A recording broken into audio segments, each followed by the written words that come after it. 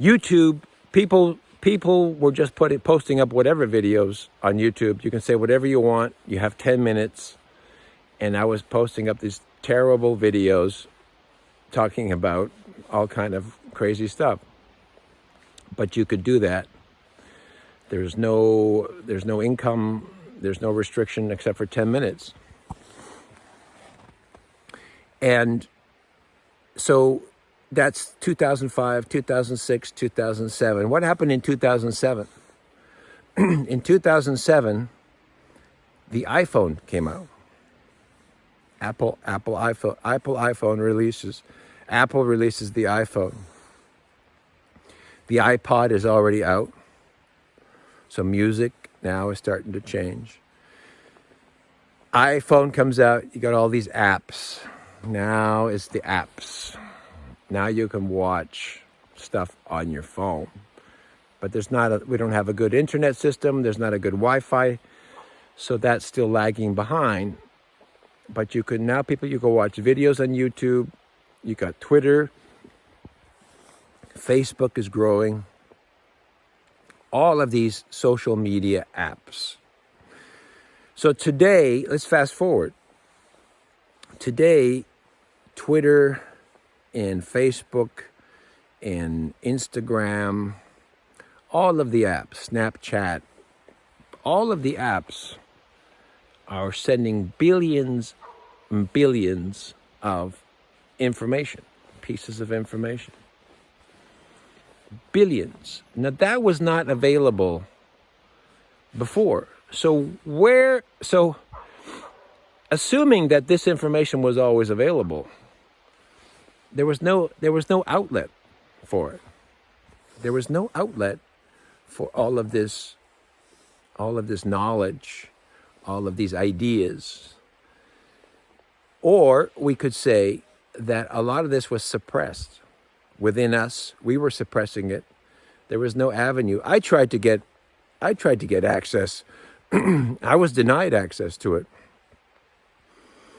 And I was denied access from the crazy people. The crazy people says, you're not crazy enough. Right? That the people who were rejecting me are crazy. Were considered, off the grid, out of their minds. They're talking about, bases on Mars, moon bases, fake moon landings, right? Artifacts, monuments on Mars. The crazy people were telling me, you're not crazy enough. So now what happened is that once this channel opened up, all of this information came out, which means that all this information was being suppressed, was latent, right? It was latent or suppressed. Now, this coincided, this split in the timeline, which I think it's split.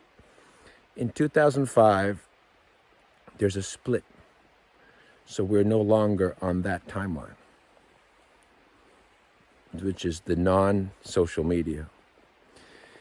But along with the split, you can't have this rise in information and people wanting to share and wanting to talk unless, and remember, we also have Netflix. Netflix was this, DVD, VHS movie distributor and became a video streaming service that now is huge.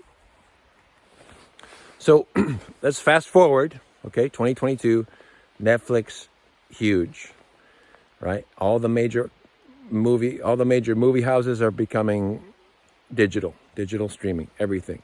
There's Hulu, Disney, Paramount, HBO, everybody's digital.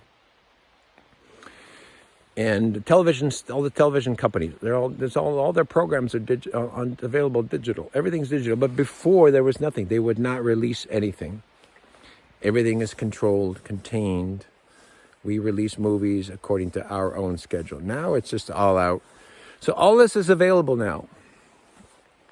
2005, something happened. And it's not just, you can't just say that people suddenly wanted to talk. There has to be some kind of internal mechanism that we were waking up. Spiritually, at that time, we were waking up. And we could also say that those alternative programs were providing the necessary information for people to wake up.